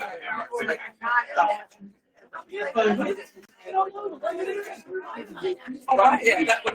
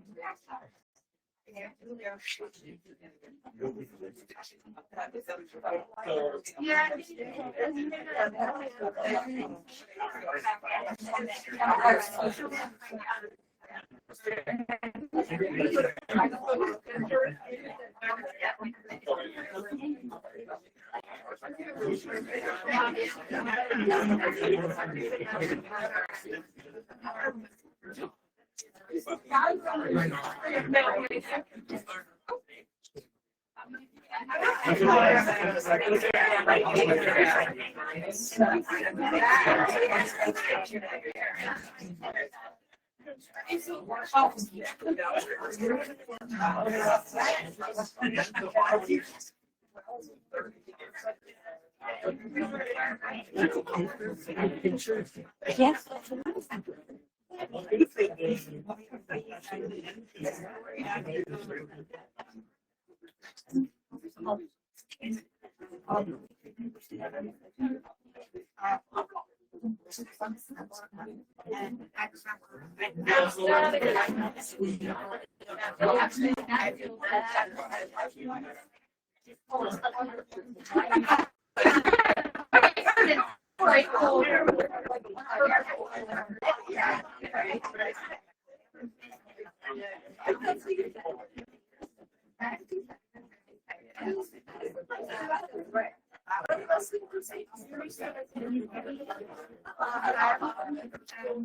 They're actually very.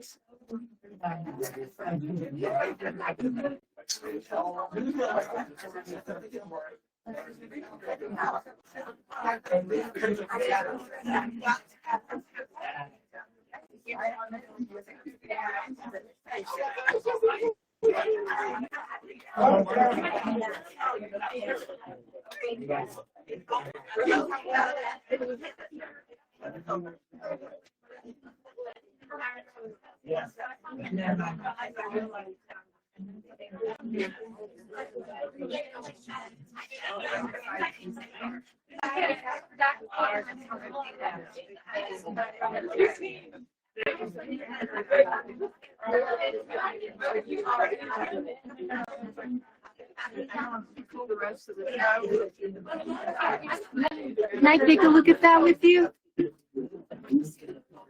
Oh, and take a look at that. This is amazing. Because that is really interesting.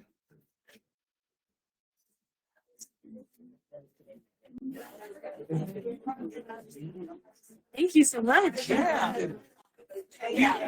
You want this? It's got the boots. Maybe one.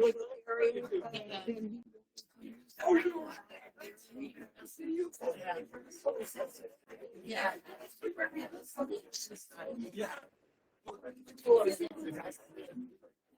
That was a fabulous. Thank you. That was a surprise.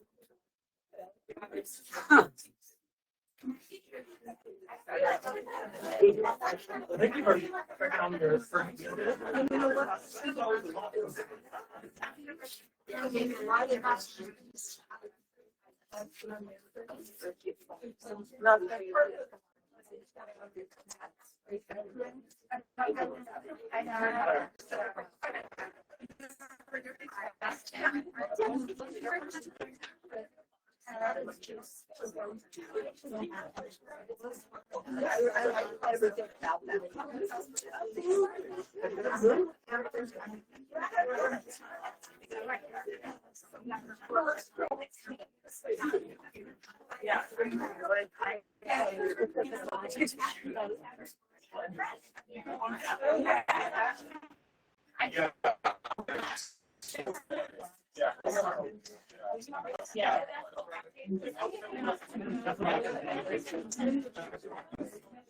Grove City Hall, born in 18.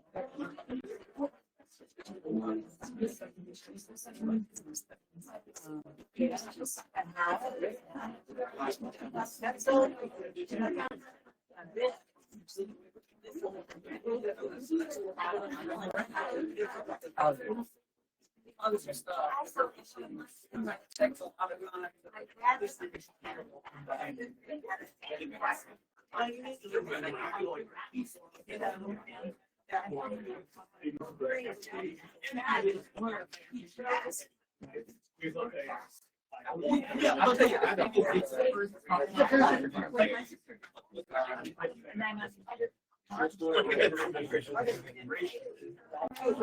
yeah, exactly. That's why I work like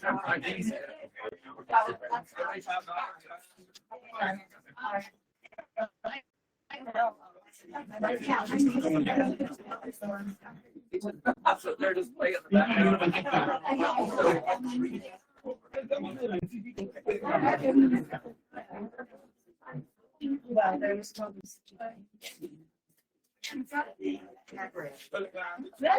I think it's something like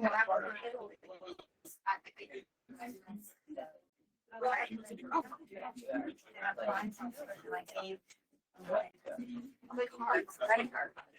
It says Susan Sample. That's a big part. Parents from around here, you know, because I did San Paul and they just moved. Yeah, and originally not, you know, too far. But it had changed and it was originally had two. Yeah, well, the thing I struggle with. And my grandparents from far Italy. Right. And they remember like everything. It's like, yeah. And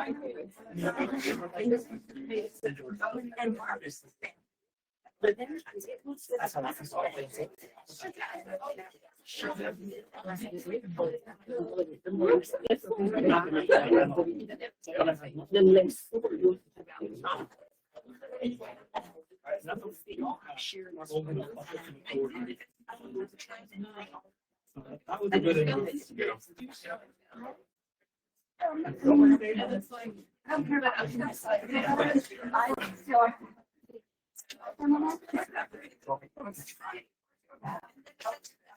yeah, I really just I'm never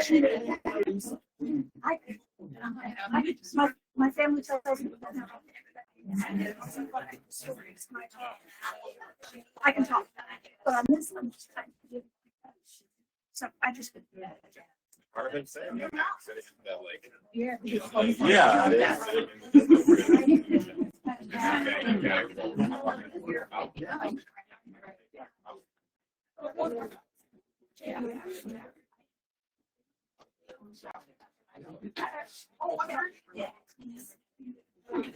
Hello. I don't know my friends. I'm sorry.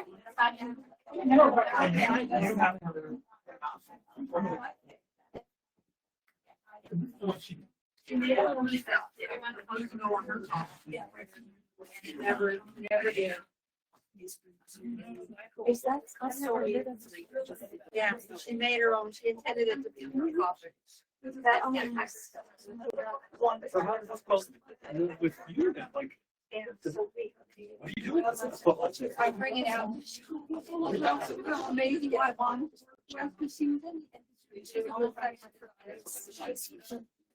And they just did fabric.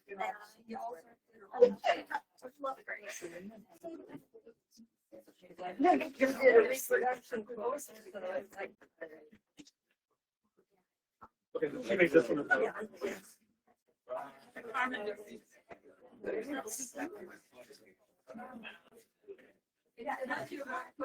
mean, yeah, and we're looking at it, my daughter is.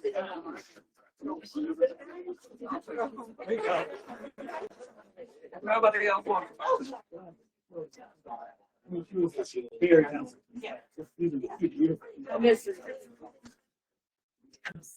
I miss her like crazy. There's a.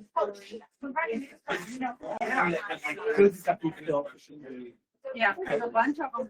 I have 70. Yeah, and a whole stack of pineapples.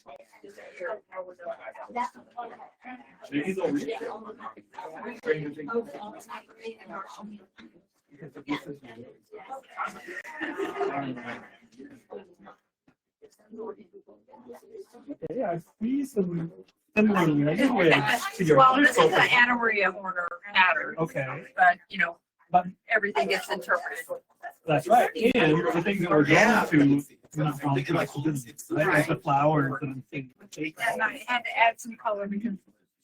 Yeah. I wonder what I'm feeling back here. Okay, so what are your plans?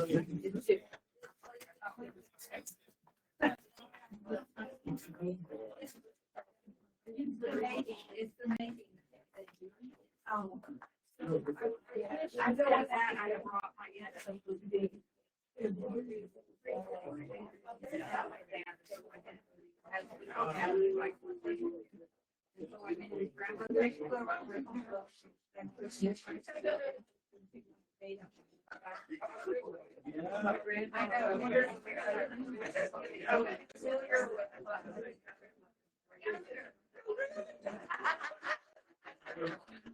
Oh, that's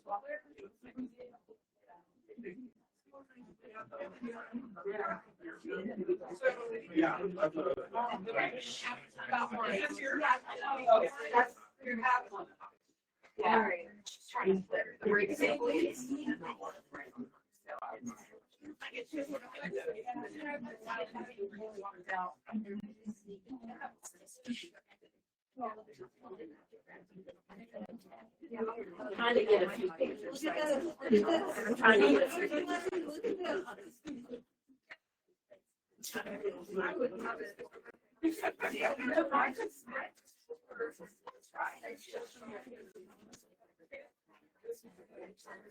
You know, and then over starting dark flag. Have you ever? You say that this.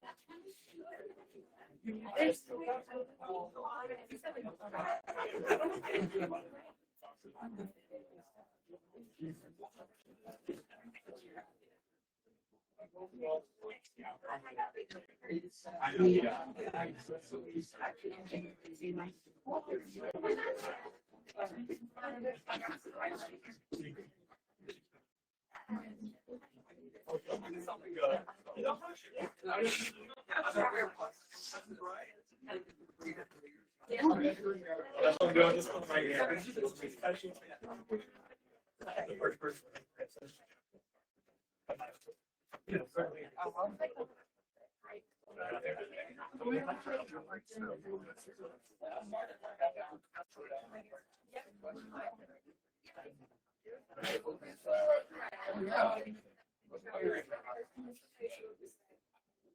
We should probably have a picture of the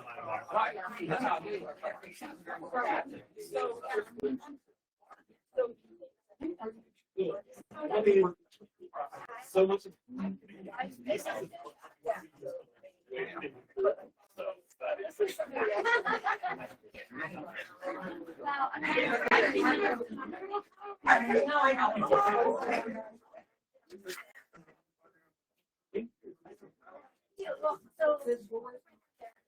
Thank you very much. Yeah.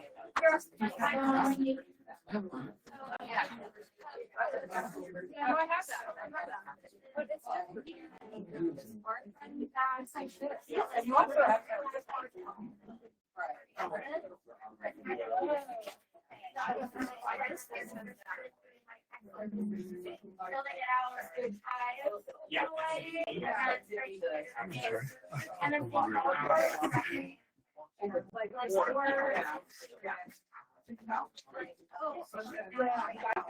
That's why I was. Okay. Maybe, yeah.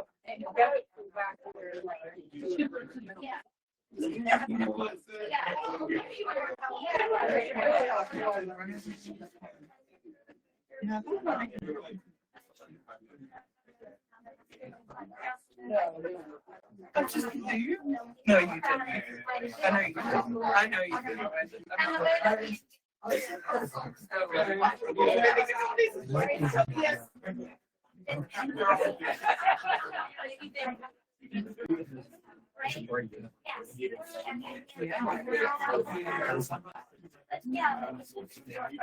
It's not that fun.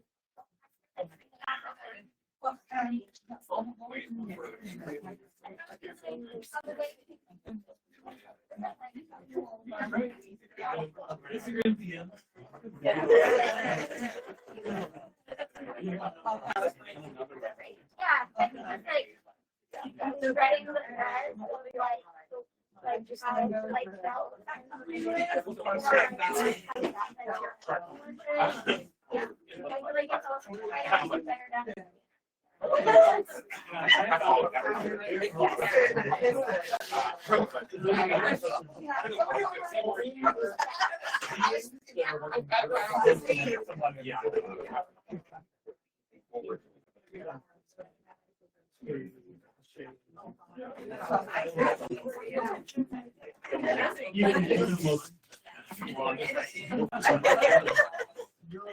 I like to go down a bit.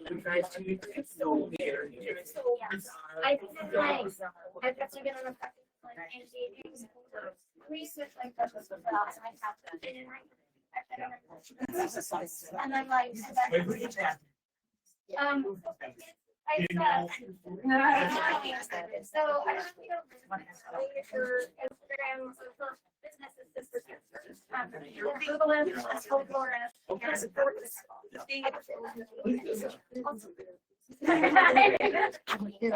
You want to hold it up? Oh, no, it's okay. Thank you. So she has to walk about like where we write the and then where we like not wanting to engage with work like that and it's really good reading. I love the idea of saying like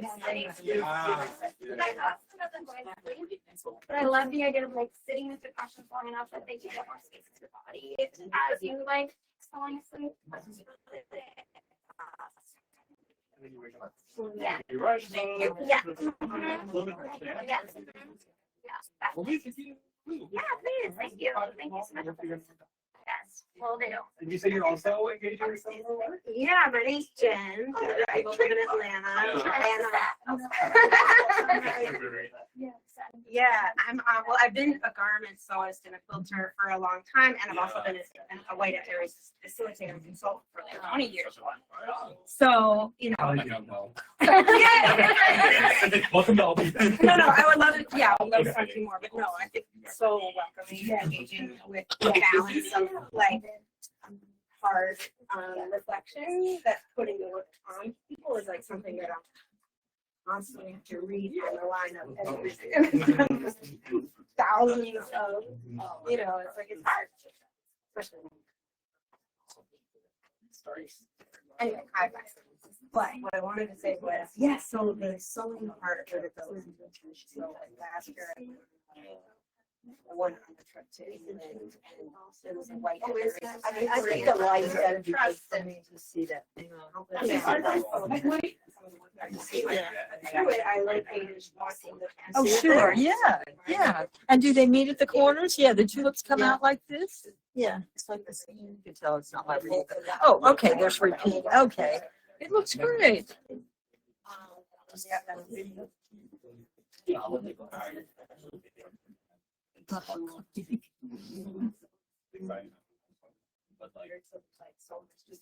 This the back. Yeah. So I'm doing now, it's just a song.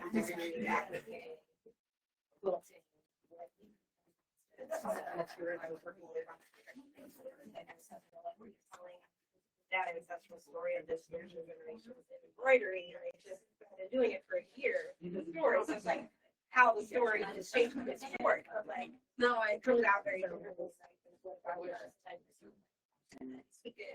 Like it's just a lot of different precious. Anyway, so I'm working on that. Yeah, so I'm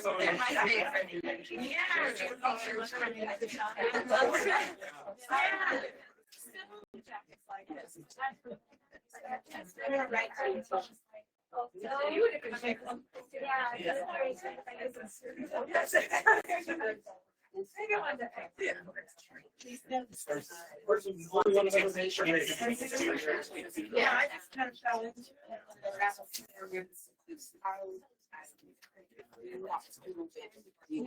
Yes. Yeah, I just love. Yeah.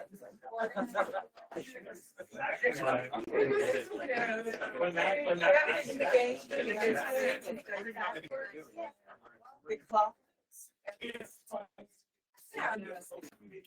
They're all made.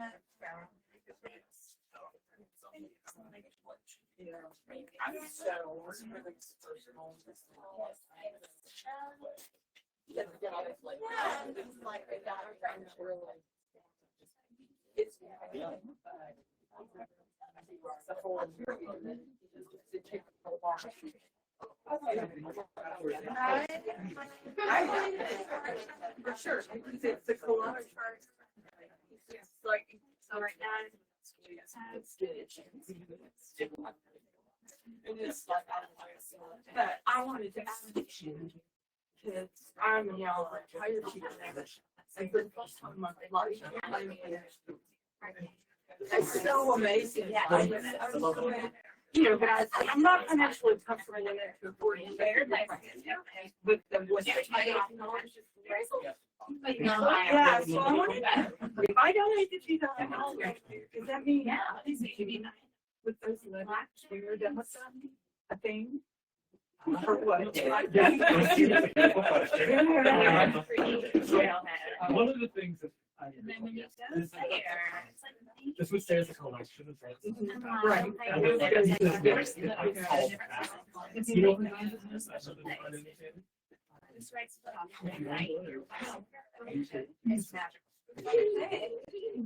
That would be, you know what I'm saying? Like, Right. it's not a style. Right. So, Okay, that's what good. happens if you have more, and you have free liberty.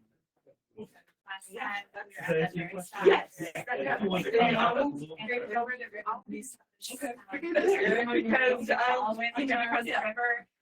Over there, like we.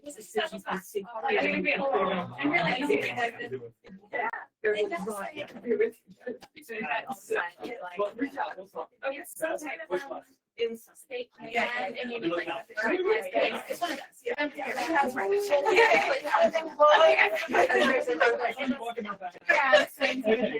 We're all here.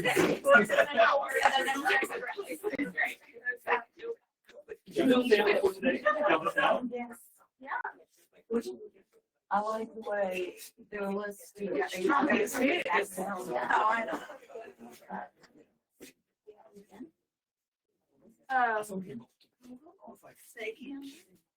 for the flag.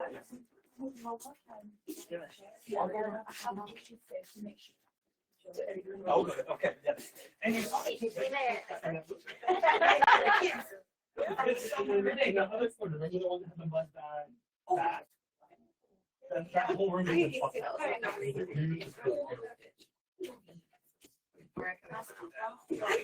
I invite you to sit down too?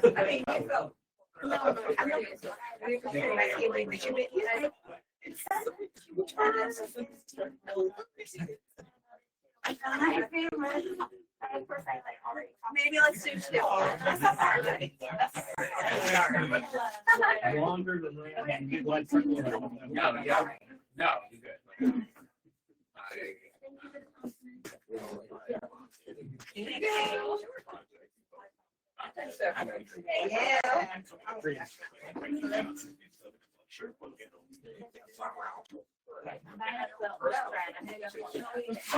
Thank you so much.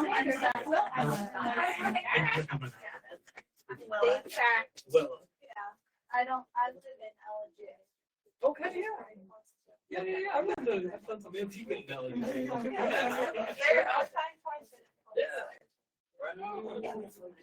Well, thank you, sis. Appreciate it. Have a good safe drive back. Thank you.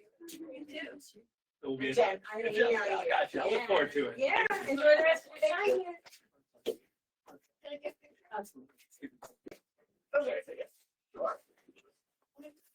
Wherever you want to be, where you want to go. Here.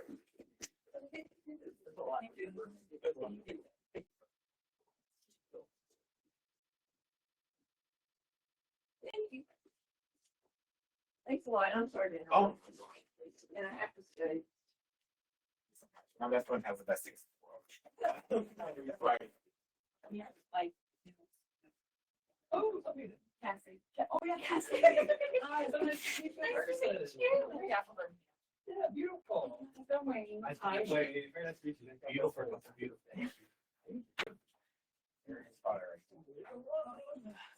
And it will continue to be like. How long we drive? 2 hours. Yeah. Shorter than 20. Yeah. Oh, okay. Exactly. Good time. Okay. Yes.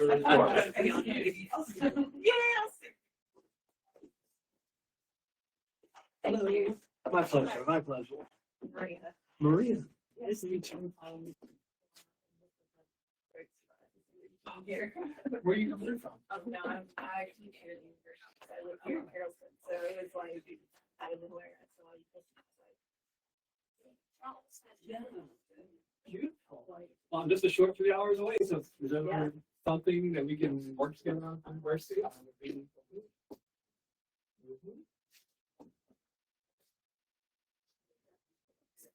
Yeah. Put it on, never take it off. Yeah. Yes. I'm Travis, but I know About a talk year about ago. you. Yeah, no way. I saw it.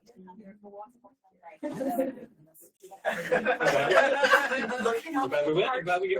I actually caught it the second time because I walked over to catch him here while he was talking about this stuff. And then he like moved on. When the runners are coming through.